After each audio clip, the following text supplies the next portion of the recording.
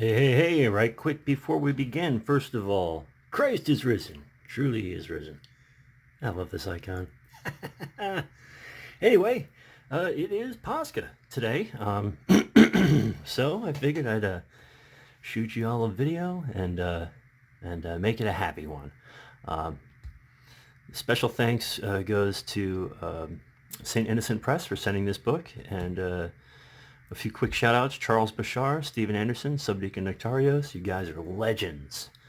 So without further ado, let's get into the video.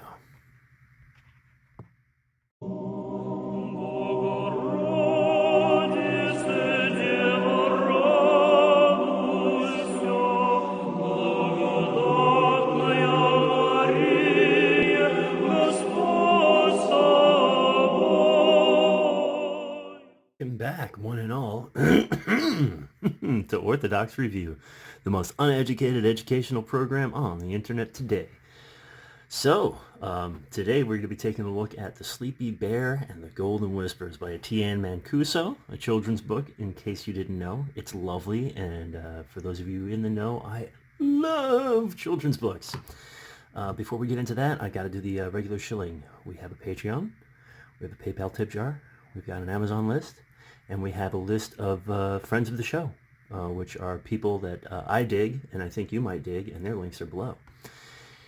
At any rate, let's get into it. This is going to be a nice short video. It is Pascha after all, so let's keep it nice and simple. The book was published in 2019 with the blessing of Metropolitan Hilarion of the Russian Orthodox Church outside of Russia, here in North America. And it is a story taken from the life of new martyr Peter of Krutitsky during the Soviet persecution. It's not a long book. It's cute. It's short. It's got some great artwork, as you can see here. The author is responsible for the watercolors here.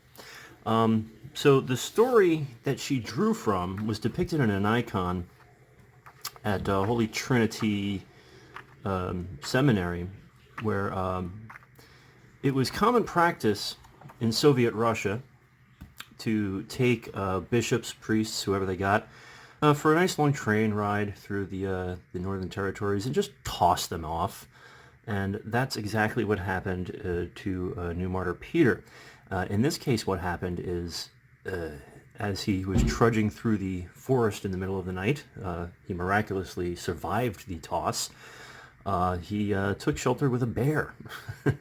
And anyone who's familiar with Saint Seraphim of Sarov knows that holy men have a particularly strong bond with God's lesser creatures. And so the story in the book, which is a fictionalization of that encounter, as the author puts it, this is how she imagined the bear. It goes through the story of the bear waking up and hearing the noises, hearing the silent, the whispered prayers of the martyr, and his, and of course the golden whisper being the Jesus prayer, and it's about the bear's experience with the glory and peace that comes along with that prayer. And so I would imagine this is meant for about ages, 1 to 5, I would say. But either way, it's a darling little book. It reminds me a lot of like those old Golden books we used to read when we were kids.